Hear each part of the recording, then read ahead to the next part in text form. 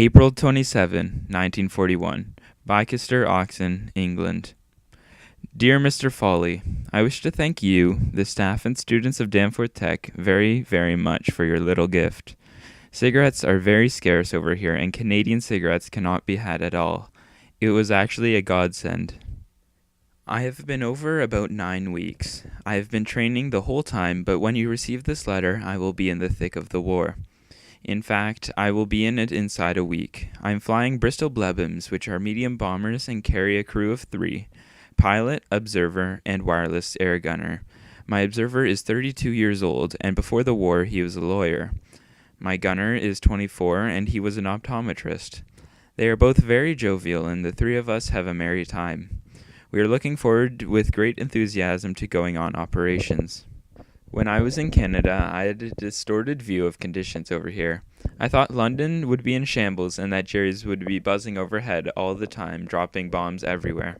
It isn't so. One has to go hunting in London to find the bombed parts. He has done damage, but not to the extent that we think in Canada. The traffic in Piccadilly Circus during the day at any time is far more congested than at Yonge Street and Queen at 12 Saturday noon. People carry on just as if there was no war.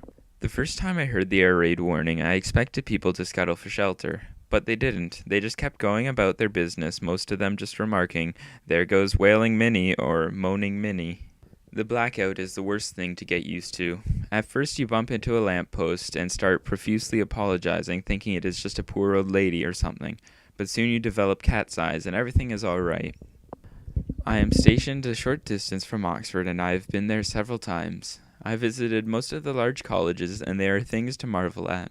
They are very beautiful buildings and are just full of tradition. Christ Church Cathedral, which is one of the oldest, has part of the original cathedral stonework which was built, I think, in 680. It is now 9:30, and as I have to rise at 4:30, I believe I should prepare for bed. So until next time, yours sincerely, Bert Coles.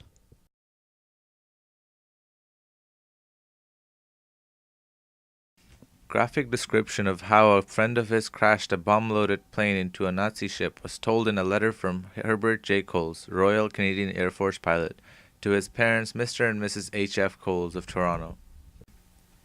One day I was out on patrol over the North Sea. He wrote, In another plane was a Toronto pilot, a chum of mine. We spied a German ship below. The Toronto pilot went into a dive to bomb the vessel. Apparently he was hit, or could not pull out of the dive. So he headed right for the Nazi ship, which was scurrying for safety. I saw him smash into it, his bomb racks exploding, blowing his ship to bits. The German ship, mortally damaged, sank in a few minutes. In the letter he wrote of his transfer to the Middle East and of experiences with his bombing plane, the CPR Express. The CPR represents the initials of the crew.